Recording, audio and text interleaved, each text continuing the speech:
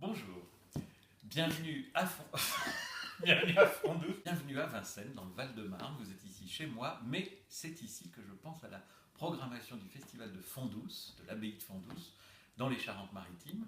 Alors l'abbaye de Fondous, c'est un lieu magnifique où, l'année dernière, on avait demandé de programmer les concerts de musique classique, parce que c'est un festival double, festival classique avec du piano, et puis festival de jazz, alors avec les grands noms du jazz, en plein air, dans un parc magnifique. Alors cette année, pour la programmation de piano, 4 grands récitals et sur un thème. Alors j'ai appelé ça Eh bien danser maintenant. Parce que dans chaque récital, il y aura un compositeur ou une forme musicale ou un morceau ou plusieurs morceaux qui se rattachent à la danse. Alors la danse, ça peut être de la danse baroque et donc on aura du Jean-Sébastien Bach. Ça peut être des valses de Chopin, mais ça peut être aussi des œuvres de Schumann, dans le carnaval par exemple, où on danse beaucoup. Et donc, j'ai invité 4 pianistes de toute génération. Le plus jeune, ce sera Nicolas Koziaïnov.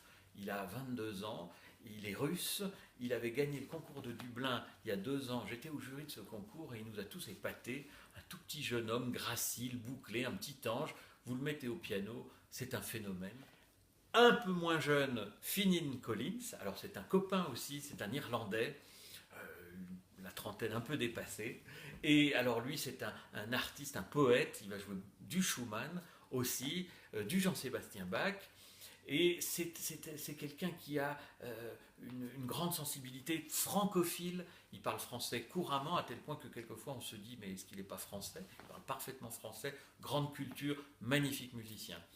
Autre génération, un tout petit peu plus âgée cette fois, Nelson Gurner. Alors le public français commence à connaître Nelson Gurner. Il joue dans de très grandes salles, carrière internationale.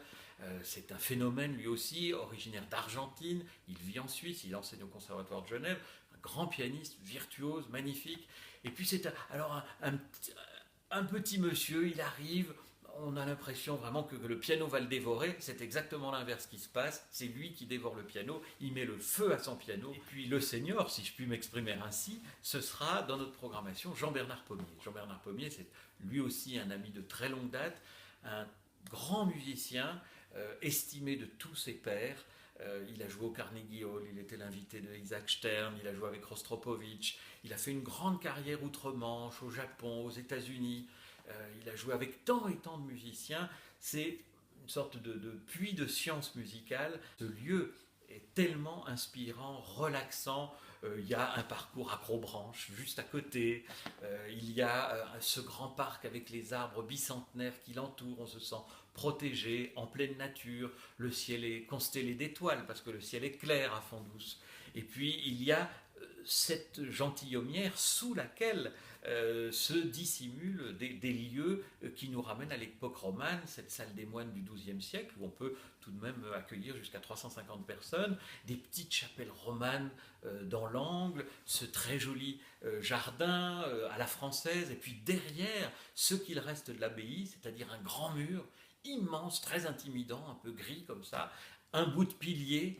Et dans cette clairière qui est derrière la propriété, on fait aussi des concerts en plein air, des concerts de jazz ou des concerts de musique classique. Fondous vous accueillera avec cette convivialité propre à ce festival, ce sens de l'hospitalité, ce sens de l'accueil, et puis le sens de la fête, parce que la musique classique ou le jazz se donnent rendez-vous, et avec cette manière d'accueillir tous les publics, les plus jeunes, les moins jeunes, ceux qui découvrent la musique, qui viennent avec leurs enfants, ceux qui aiment pique-niquer, qui ensuite vont au concert, boivent un petit verre de vin sympathique ou un peu de cognac, parce que c'est quand même la région, avec modération.